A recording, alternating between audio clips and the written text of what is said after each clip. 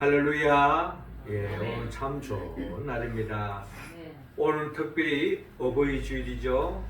우리 육신의 몸을 낳게 하시고 또 기르시고 사랑으로 양육시킨 우리 부모님, 더 없는 하나님의 은혜와 은총이 깃들어서 또 남은 여생이 자녀들로 인하여 더 없는 기쁨이 되고 또 하나님의 은혜와 은총 속에 더없이 부족함이 없는 삶이 이어지기를 주의 이름으로 축복합니다.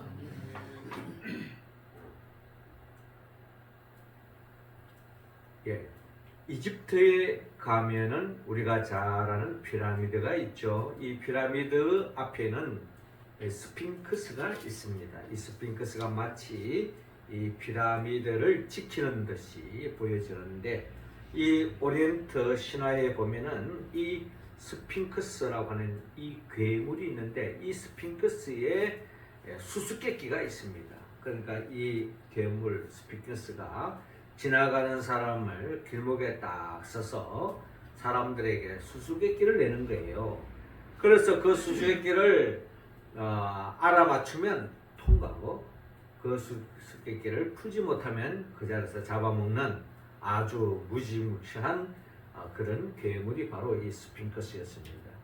이 스핑크스의 수수께끼는 우리가 잘 알다시피 이런 질문이 있습니다. 아침에는 네 발로 걷고 점심때는 두 발로 걷다가 또 저녁이 되면 세 발로 걷는다. 그게 뭐겠느냐? 라는 질문이죠. 자, 이 질문에 많은 사람들이 풀지 못하여서 잡혀 먹습니다. 그런데 아주 현명한 오디푸스가 이 수수께끼를 풀어냅니다. 아침에는 네 발로, 점심때는 두 발로, 저녁에는 세 발로 걷는 것이 있는데 그것이 바로 사람이다. 그렇게 대답을 했다고 합니다. 그래서 그 답이 맞아서 오디푸스가 이 스핑크스로부터 죽음을 면하는 그런 이야기가 있습니다. 그렇습니다. 사람은요, 어릴 때는 다 네 발로 기어다니지 않습니까? 그러다가 이 어린 아이가 어느 순간에 자라고 또 성장하면은 자연스럽게 두 발로 세상 어디든지 다 갈 수 있을 듯이 두 발로 이렇게 뛸 수 있는, 어디든지 오를 수 있는 그런 모습으로 바뀌어집니다.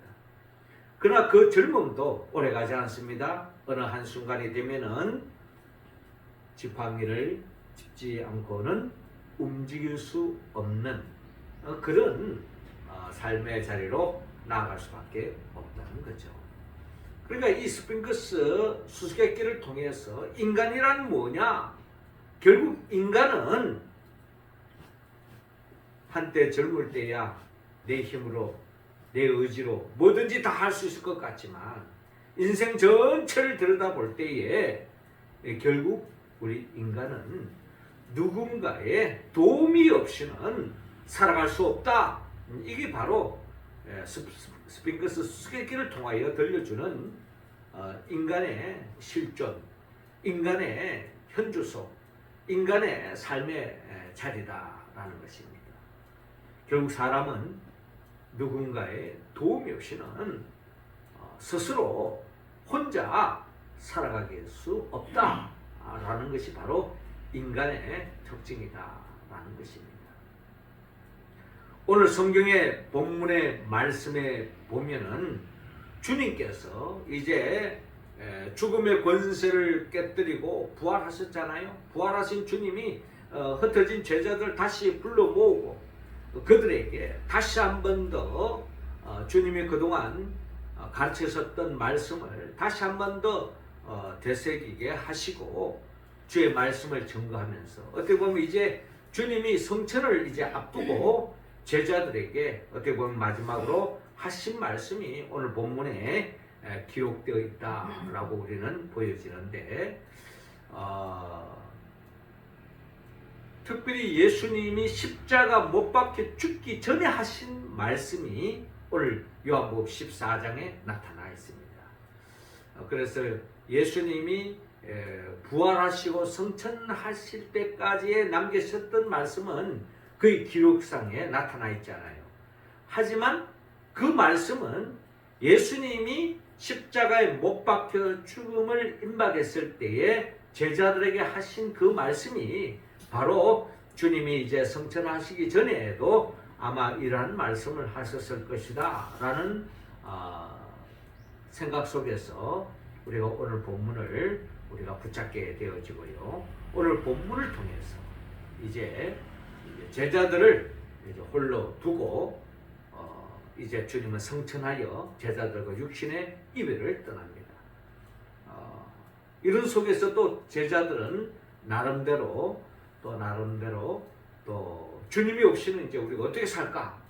어떻게 우리가 이 험난한 세상을 이겨나갈까? 나는 근심, 걱정도 없지 않아 있었을 거예요. 이러한 제자들에게 주님께서 오늘 세 가지의 말씀으로 이 제자들을 도와주신다고 하는 약속의 말씀을 우리에게 들려주고 있는데, 이 말씀은 결국 우리들에게 주시는 주님의 말씀입니다.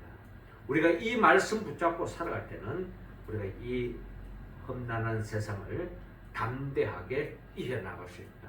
즉 하나님의 도움의 손길을 통해서 우리는 부족함이 없는 삶을 살 수 있다라는 것입니다. 그렇다면 먼저 오늘 본문 16절 17절을 통하여 진리의 영으로 주님께서 도와주신다고 우리에게 약속하고 있습니다. 16절 17절 우리 같이 한번 읽어볼까요? 시작. 내가 아버지께 구하겠으니 그가 또 다른 보혜사를 너희에게 주사 영원토록 너희와 함께 있게 하리니 그는 진리의 영이라 세상은 능히 그를 받지 못하나니 이는 그를 보지도 못하고 알지도 못함이라. 그러나 너희는 그를 아나니 그는 너희와 함께 거하시며 또 너희 속에 계시겠습니다. 아멘. 자, 오늘 본문 주님은 요한복음 14장 15절은 지난주에 나눴던 말씀과 이어지는 말씀으로 또 우리에게 말씀하고 있습니다. 너희가 나를 사랑하면 나의 계명을 지키라 라고 주님께서 말씀합니다. 나의 계명, 주님의 계명이라면 우리 신구약 성경 전체를 이야기할 수 있지만 주님의 구체적인 주님이 하신 말씀은 복음서에 다 담겨져 있습니다. 복음서는 주님께서 구체적으로 우리들에게 직접 하신 말씀이에요. 그 말씀을 우리가 붙잡는 것이 바로 주님을 사랑하는 방법이요.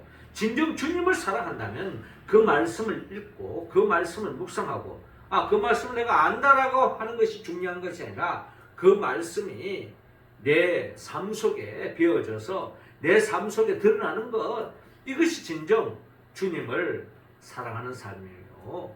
또 주님과 함께하는 삶의 모습이라는 겁니다. 그러면서 주님께서 하신 말씀이 너희가 나를 사랑하면 나의 계명을 지키라. 복음서에 나타나는 그 말씀을 우리가 붙잡고 나아갈 때에 우리는 결국 구약의 성경 말씀 또 서신서의 그 모든 말씀에 또 응답할 수 있다는 겁니다. 그래서 우리 가장 중요한 것은 주님이 하신 그 말씀을 우리가 붙잡는 게 참으로 중요한 거죠. 그래서 13절에 너희가 내 이름으로 무엇을 구하든지 내가 행하리니 이는 아버지로 하여금 아들로 말미암아 영광을 받으시게 하려 함이라.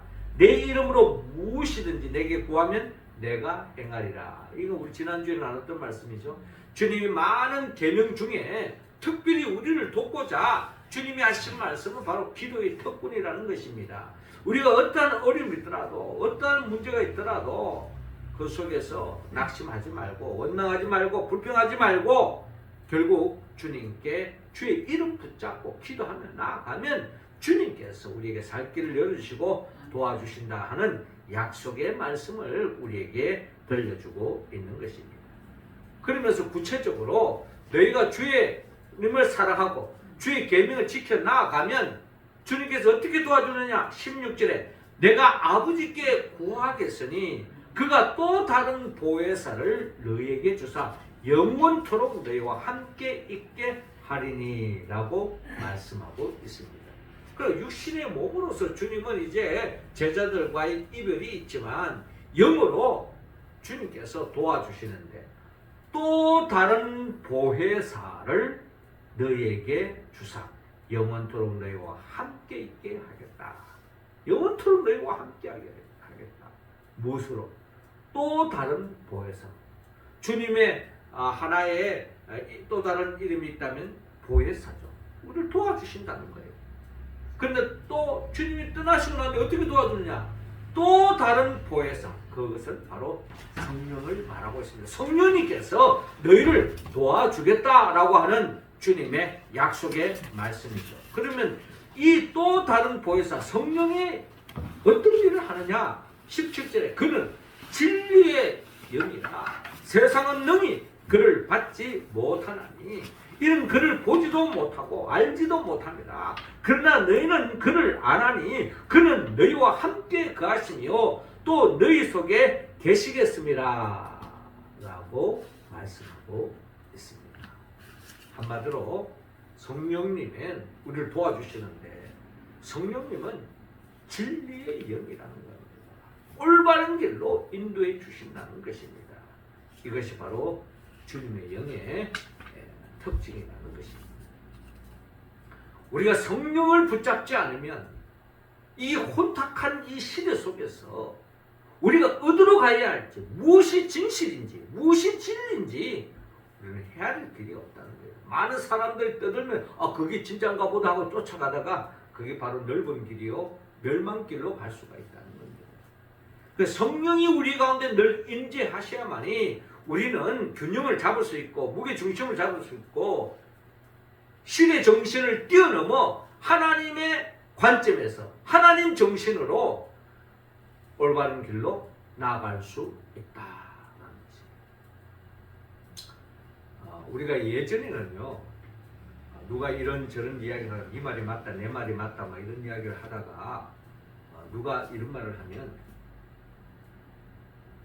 수긍할 수밖에 없는 이야기가 있습니다. 그 말은 내가 신문에 봤는데 뉴스에 나왔는데 이렇게 이야기하면 이 사람 저 사람의 주장이 나오더라도 뉴스에 나왔다고? 신문에 나왔다고? 그럼 그냥 수긍하는 거예요. 뭐 신문에 나왔다고 하면 다 맞는 이야기니까. 그런데 요즘 시대는 그렇지 않습니다. 여러분 요즘 시대는 이 뉴스가 정말 진실인지 거짓인지 그것 또한 끊임없는 팩트 체크를 해야 되는 것이 오늘날 이 시대라는 것입니다. 쉽게 한 예를 들다 본다면 우리가 한때 미국을 하나의 그 세계 최강국이라 하는 미국을 볼 때에 미국이 트럼프가 대통령이 된다라고 하는 앙케이트 조사를 보면요. 전부 다 트럼프가 진다고 했어요. 우리나라의 매스컴의 95%가 트럼프가 지고 민주당이 승리할 것이다. 이게 바로 95%가 나왔던 거예요. 트럼프는 게임도 안 된다. 이게 다 이야기했어요. 그 당시에. 그런데 결과는 어떻게 됐습니까? 트럼프가 승리했잖아요. 그럼 도대체 이게 뭡니까? 누구 말이 맞다는 말입니까? 이게 오늘날 이 시대도 그대로 적용되고 있다는 겁니다. 매스컴이 나온다고 해서 그 매스컴이 진실인가? 알 수 없다는 거예요. 어디까지 믿어야 되느냐? 시간이 지나봐야 안다는 것입니다. 시간이 지나보지 않으면 정말 누구의 말이 맞는지 모르요. 어느 진영에 있느냐, 어느 신문사에서 이야기하느냐에 따라서 이야기가 완전히 달라질 수 있다는 것이 오늘날 이 시대 속에 살아가는 우리들의 겪는 현실이라는 것입니다. 한마디로 혼란스러운 거죠. 무엇이 진실인지. 이제 AI 시대가 되어가지고 또 어떤 사진이라든지 동영상도 이제 가짜가 많이 이제 나돌아요. 옛날에는 그냥 이래 영상이 나오면 그게 다 진짜인 줄 알았는데 다 그게 이제 얼굴만 싹 바꿔가지고 가짜가 진짜인 것처럼 이런 시대에 살아가고 있습니다. 이런 시대 속에서 점점 가면 갈수록 이것이 어떤 사회적인 현상이 우리 기독교 안에도 파고들어오는 거예요. 이단이 설치고 이단이 나대고 이단들이 더 큰 소리치고 가짜가 더 진짜인 것처럼 흘러가는 것이 오늘날 이 시대. 그렇기 때문에 우리는 우리 각자 한 사람 한 사람이 이 마지막 때가 되어질수록 진리의 영, 또 다른 보혜사, 진리의 영이 우리 가운데 임재하지 않으면은 우리는 많은 사람들이 가는 그 넓은 길을 쫓아가다가 결국 멸망에 이를 수 있다는 겁니다. 그렇기 때문에 우리는 진정 주님을 사랑하고 예수님이 누구인가를 바로 알고 그 주님의 영으로부터 오는 그 성령, 보혜사 성령을, 진리의 영을 충만히 받아서 이 마지막 때에 미혹당하지 않고 진실의 길, 진리의 길, 올바른 길로 갈 수 있는 우리 모두가 되어야 될 줄로 믿습니다. 이스라엘 백성들이 광야에서 그들이 적과 꿀이 흐르는 땅을 향하여 나아가고 있는데 그들이 내비게이션 보고 한 게 아니라 지도 보고 한 게 아닙니다. 하나님께서 그들이 낮에는 구름기둥, 밤에는 불기둥으로 그들의 갈 길을 인도해 주신 거죠. 어디로 가야 되는지, 어디로 가야 되는지. 그 길을 따라가다 보면 때로는 어떻게 보면은 열흘길 만에 갈 수 있는, 10하루길 만에 갈 수 있는 그 가나안 땅이었지만 성령님께서 즉 구름기둥 불기둥 40년간을 돌렸습니다. 잘못 인도한 게 아닌가? 그렇지 않습니다.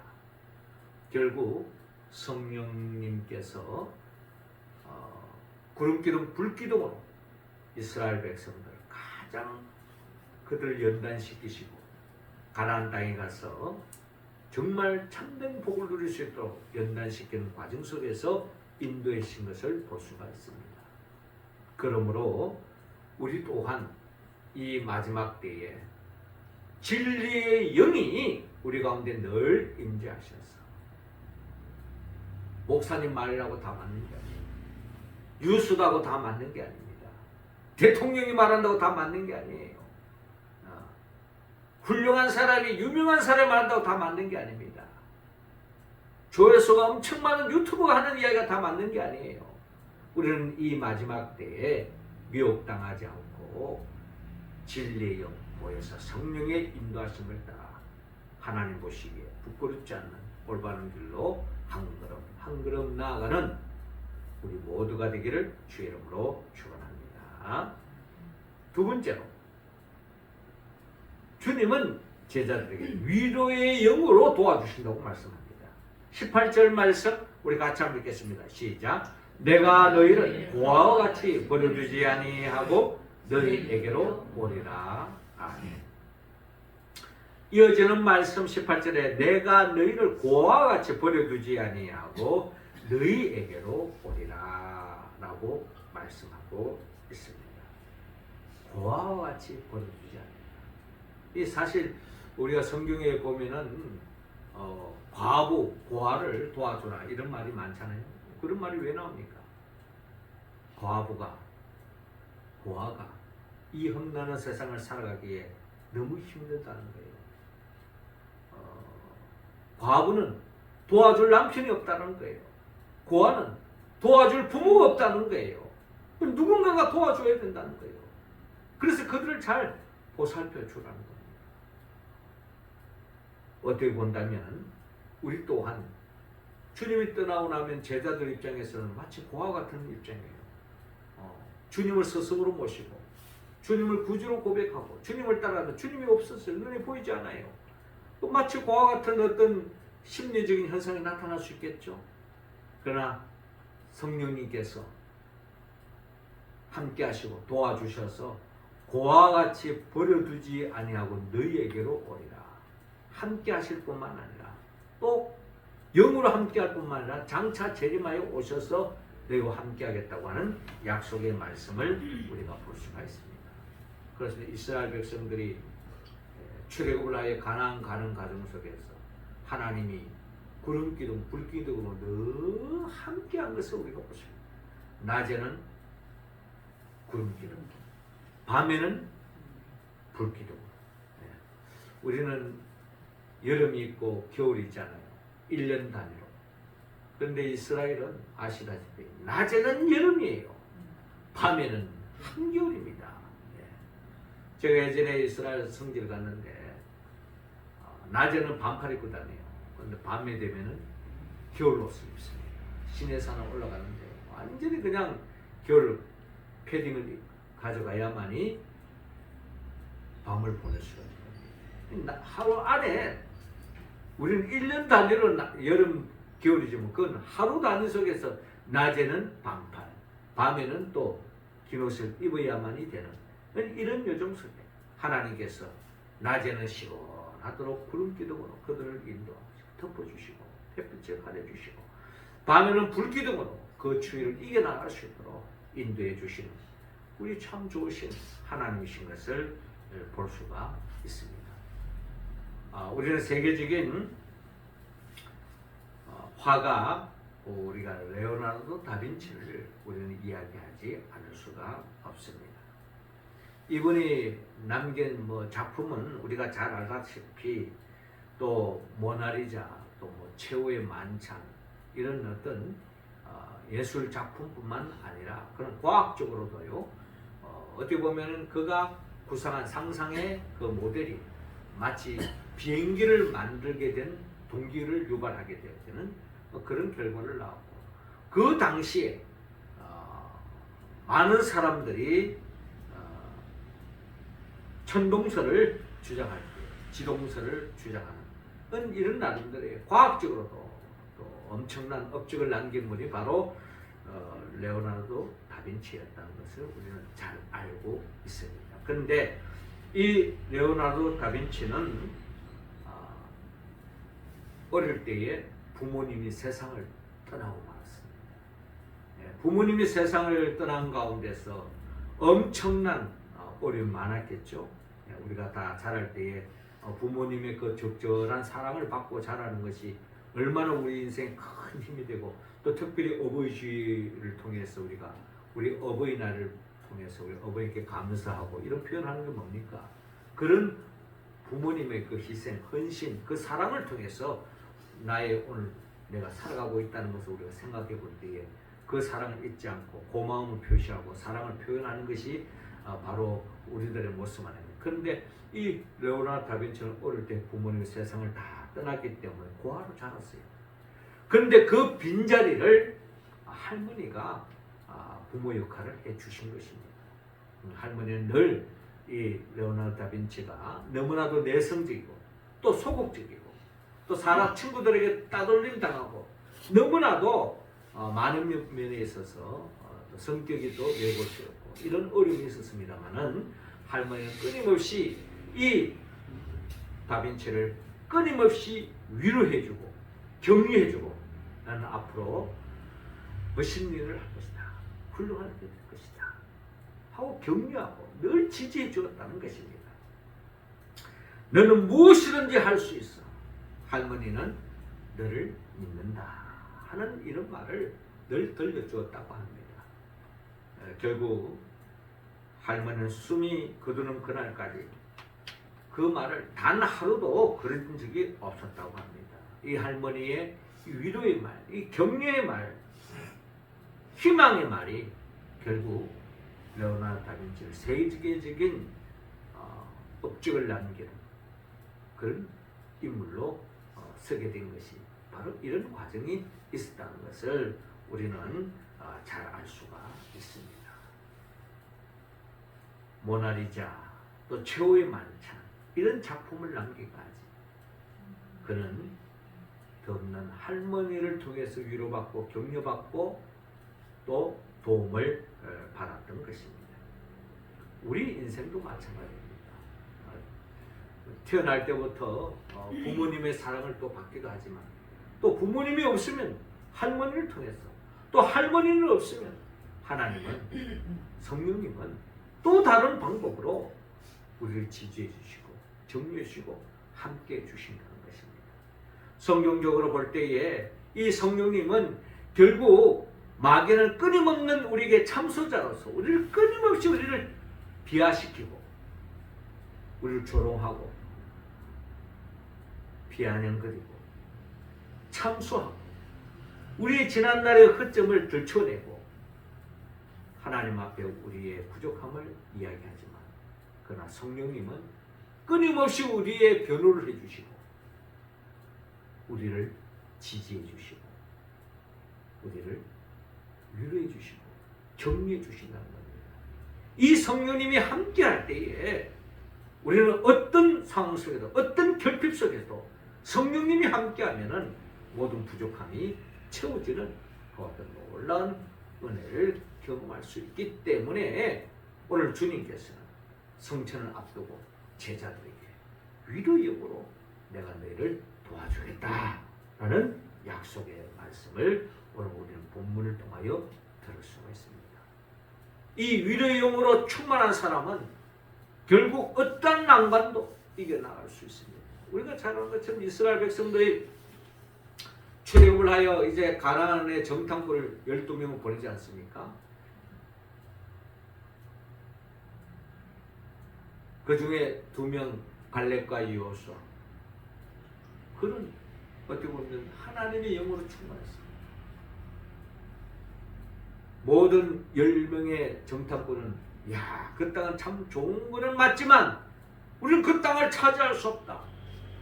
그 땅은 차지하고 있는 그들 앞에 우리는 맷돌이 같은 존재다. 그 땅이 아무리 좋은 마느냐. 우리 이제 죽었다. 끝났다. 이게 바로 10명의 정탐꾼이었습니다. 그러나 갈렙과 여호수아는 하나님의 영으로 충만했기 때문에 저들의 말에 틀리지는 않다. 하지만 하나님이 우리에게 약속하셨다. 하나님이 우리와 함께 하시고 우리를 도와주시면 그들은 우리의 밥이다. 우리는 그 땅을 차지할 수 있다. 이런 말이 단순히 갈렙과 여호수아의 생각이 아니에요. 하나님의 영이 함께 하시고 하나님의 영이 그런 말을 하게 하는 겁니다. 결국 그 말대로 가나안 땅을 정복하는 어떤 놀라운 역사가 일어나는 것입니다. 우리가 이 마지막 때도 우리의 삶의 여정에 끊임없는 막힘이 있습니다. 장애물이 있습니다. 걸림돌이 있습니다. 담이 있습니다. 하지만 성령님이 함께 하시면 뛰어넘을 수 있다. 통과할 수 있다. 해낼 수 있다. 이게 바로 성령님이 함께하는 사람의 모습이라는 것입니다. 주님은 떠나지만 성령님이 함께하여 그들은 성령이 충만한 가운데 예루살렘과 오리미대와 사마리아 땅끝까지 이르러 주님의 증인으로서의 삶을 살고 하나님의 나라를 어느 곳에 가든지 그들을 천국을 침노하는 삶의 길로 나아갔던 것을 볼 수가 있습니다. 마지막 세 번째로 주님은 제자들에게 오늘 본문 20절에 일치의 영으로 너희를 도와주겠다라고 말씀합니다. 20절 우리 같이 한번 읽어볼까요? 시작. 그 날에는 내가 아버지 안에 너희가 내 안에 내가 너희 안에 있는 것을 너희가 알리라. 아멘. 자, 이어지는 본문 19절을 보니까 조금 있으면 세상은 다시 나를 보지 못할 것이로되. 그렇죠? 주님이 성천하고 가시면 더 이상 이제 부활하신 주님도 이제 뵐 수 없는 겁니다. 육신의 눈으로. 그러나 너희는 나를 보리니 이는 내가 살아있고 너희도 살아있겠습니다. 그 날에는 내가 아버지 안에 너희가 내 안에 내가 너희 안에 있는 것을 너희가 알리라. 나의 계명을 지키는 자라야 나를 사랑하는 자니 나를 사랑하는 자는 내 아버지께 사랑을 받을 것이요 나도 그를 사랑하여 그에게 나를 나타내리라 라고 말씀합니다. 주님을 계명을 사랑하고 주님을 사랑하면 결국 주님의 영이 함께함으로 말미암아 하나가 되어진다는 거예요. 영이 하나님의 영이 함께하는 성령이 함께하는 사람은 삼위일체의 역사에 동참하게 되어지고 삼위 하나님이 함께하게 되어지고 또 그 일치의 영을 통해서 제자들이 같은 말, 같은 마음, 같은 뜻, 같은 열매 맺는 놀라운 역사가 일어난다는 거예요. 어느 아버지가 이제 세상 떠난 임종을 앞두고 자녀들을 불렀습니다. 평소에 이 자녀들은 늘 서로 만나기만 서로 싸우고 서로 치고받고 이런 모습을 너무나 안타까워하는 아버지가 이 세 아들을 불러서 사리나무를 가져오라고 합니다. 사리나무로 만들어진 빗자루를 가져오라고 합니다. 그래서 풀어서 하나씩 주면서 꺾어보라고 이야기합니다. 쉽게 부러지는 거죠. 그러나 그것을 묶어서 주었더니 그중에 아무도 부러뜨릴 수 없었다는 것입니다. 우리는 한 사람 다 약한 존재입니다. 누군가의 도움이 없이는 살아갈 수 없는 연약한 존재예요. 우리는 다 나름대로 결핍을 가지고 있습니다. 결점을 가지고 있습니다. 그러나 성령이 함께하면, 성령이 도와주시면 우리는 하나된 가운데서 어떠한 어려움도 이겨나갈 수 있고 어떠한 마귀의 대적도 이겨나가는 공동체가 될 수 있다는 겁니다. 가정이든 그것이 교회이든. 교회가 성도가 많고 적음의 문제가 아니에요. 가정도 마찬가지. 많고 적음의 문제가 아니라는 겁니다. 일치영으로 하나가 되어주실 때 어떠한 어려움도 이겨 나아갈 수 있다. 그래서 우리가 성령에 충만할 때 같은 말, 같은 마음, 같은 뜻, 같은 열매 맺는 놀라운 역사가 일어난다는 거예요. 이런 역사가 일어날 때에 어느 교회가 부럽지 않는 것입니다. 어느 가정이 부럽지 않는 겁니다. 어느 나라가 부럽지 않는 거예요. 결국 같은 말, 주님과 같은 마음, 주님과 같은 뜻, 주님 같은 열매를 맺는 가장 복된 삶을 살 수 있는 주님이 죽음의 권세를 깨뜨리고 승리했던 것처럼 우리도 이 험난한 세상을 승리할 수 있다는 약속의 말씀입니다. 사랑하는 성도 여러분, 주님은 이제 재림을 성천을 앞두고 있습니다. 제자들과의 육신의 이별을 앞두고 있는 거예요. 그때 주님은 말씀합니다. 주님을 사랑하면, 주님을 사랑한다는 것은 주님의 계명을 지키고 나아가면 주님은 진리의 영으로, 위로의 영으로, 일치의 영으로 도와주시겠다는 약속의 말씀입니다. 우리가 이 약속의 말씀을 아멘으로 믿고 이 약속이 우리의 삶 속에, 우리 공동체 속에 살아 역사하기 위해서는 우리는 성령님의 도움을 받아야 합니다. 성령은 예수부터 영이죠. 예수님이 누구입니까? 예수님은 우리를 위하여 천지 만물을 창조하신 분이요, 우리의 죄를 대신 짊어져 십자가에 못 박혀 죽으신 분이요, 죽은 자 가운데 3일 만에 부활하시고 성천하시고 지금도 하나님 보호자 옆에서 우리에게 또 다른 보혜사 성령을 보내주기를 원하시는 그분의 영 보혜사 성령의 도움을 받아서 주님의 몸된 교회를 사랑하고 주님의 계명을 사랑하고 주님의 뜻대로 살아가는 자들을 하늘나라의 기쁨 그 복을 맛보게 하시고 영원히 누릴 수 있도록 장차 재림하여 오실 예수 그리스도 그분의 영 보혜사 성령의 도움을 받았어. 진리의 영으로, 위로의 영으로, 일치의 영으로 도움을 받았어. 더없이 부족함이 없는 삶을 살아가는 우리 모두가 되기를 주님으로 축원합니다. 기도드리겠습니다. 하나님 아버지, 이 시간 우리 한 사람 한 사람에게 성령의 기름을 부어 주옵소서. 또 다른 보혜사 성령을 부어 주시어서 진리의 영으로, 위로의 영으로, 일체의 영으로 충만하여서 이 험난한 세상을 주님을 승리하여 나아갔던 것처럼 우리도 승리하며 나아갈 수 있도록 인도하여 주옵시고 더없이 하나님께 영광 돌리는 복된 삶이 되게 하여 주시옵소서. 예수님의 이름으로 기도합나이다. 아멘.